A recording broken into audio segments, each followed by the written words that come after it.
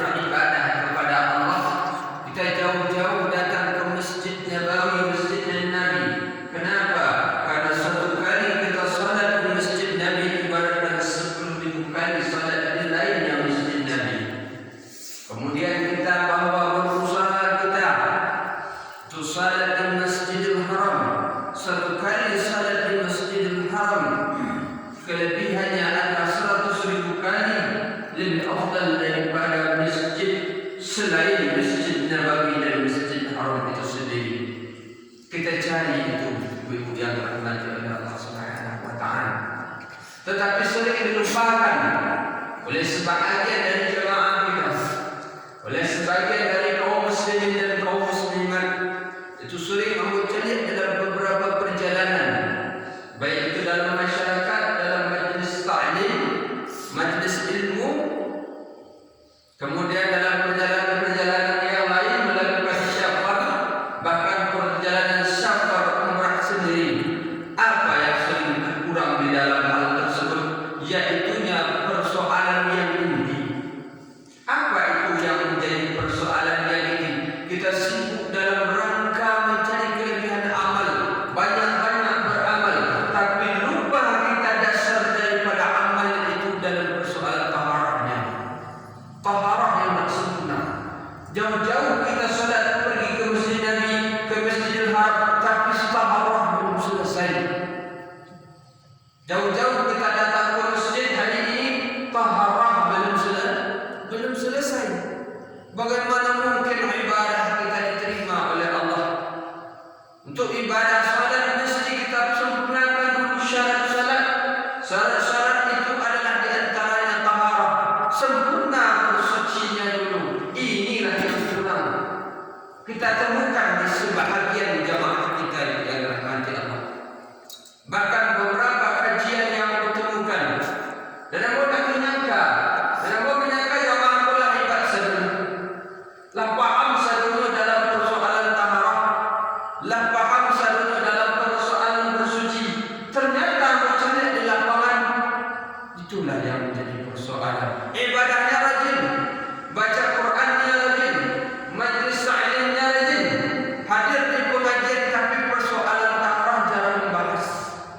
Dalam persoalan bersuci itu sangat jarang dibahas. Dan sangat sayang kita Bapak Ibu yang dirahmati oleh Allah. Jauh-jauh kita ibadah, banyak ibadah yang kita lakukan, ternyata kita dalam keadaan masih berhadas. Ternyata kita masih dalam keadaan tidak suci.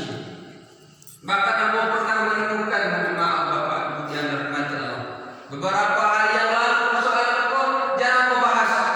Cuma pas ketika itu dibahas, ada seorang jamaah kita yang tidak kita sebutkan namanya, sudah puluhan tahun mengaji, lah berapa majlis taklim dihadiri, sudah berapa ibadah umrah lain, ternyata tidak selesai dalam persoalan taharah.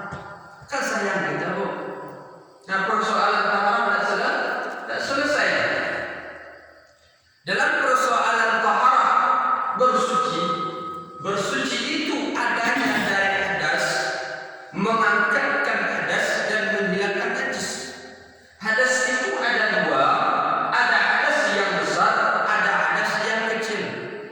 Kalau dalam mengangkatkan najis itu kita hilangkan ain-ain najis tersebut yang ada di dalam tubuh kita. Kita hilangkan, kita angkatkan sehingga tidak ada yang tinggal lagi, baik itu dari segi warna, dari segi bau dan dari segi rasa. Ain najis kita hilangkan, baik itu dengan beristinja kita cuci, kita bersihkan. Nah, sehingga tempat keluar najis itu memang benar-benar bersih dan kita yakini bersihnya Bu. Nah, tidak sekedar bersuci saja, tidak sekedar membasuh saja, tapi ya yakin itu kalaulah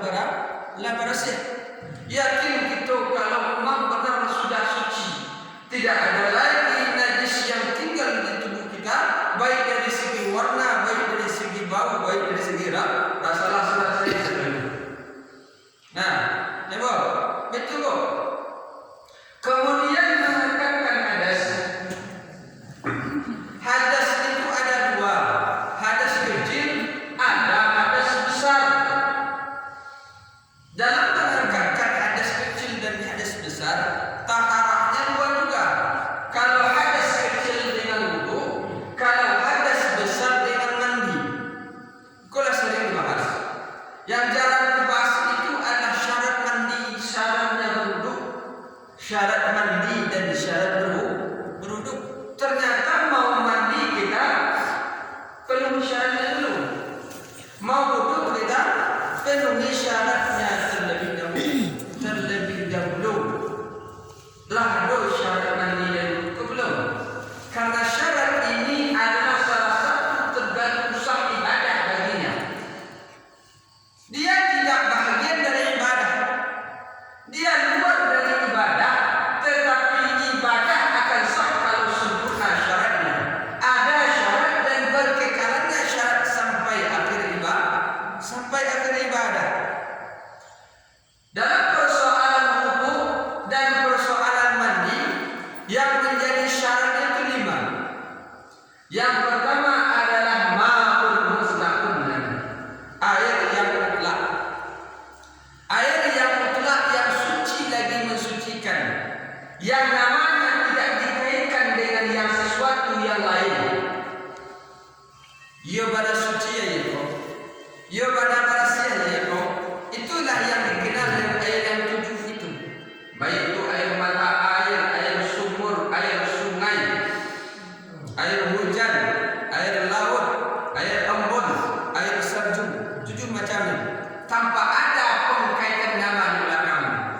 Kalau kita tambah teh itulah berkait namanya air teh, bukan lagi air mutlak.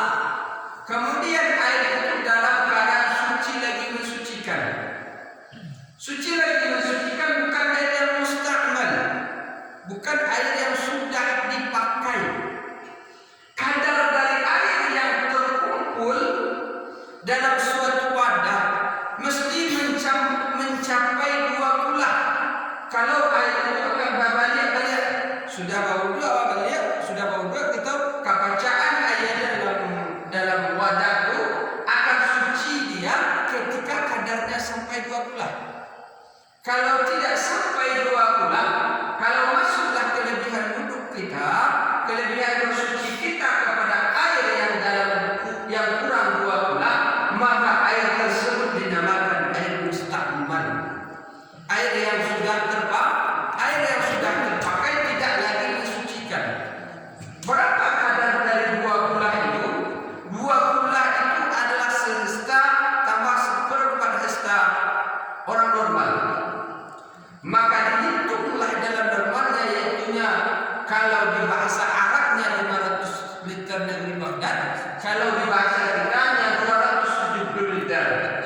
Kemudian kadar dari tempatnya kalau kita hitung dari sentinya adalah 92,2 cm tingginya, lebarnya, panjangnya.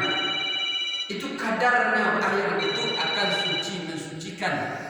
Nah, kalau dia terletak dalam sebuah wadah, maka banyaklah ditemukan di rumah-rumah pribadi yang kita membuat bak, yang baknya kurang dari segitu, bahkan lebih kecil daripada itu. Sudah ada lantaran tampek segitu, kurang dari segi tempat, dibuat sedikit, dikumpul air di situ, kemudian kita mandi di situ, kemudian kita bawa di situ, maka baliklah air bekas mandi kita, baliklah air bekas wudu itu kepada air tadi.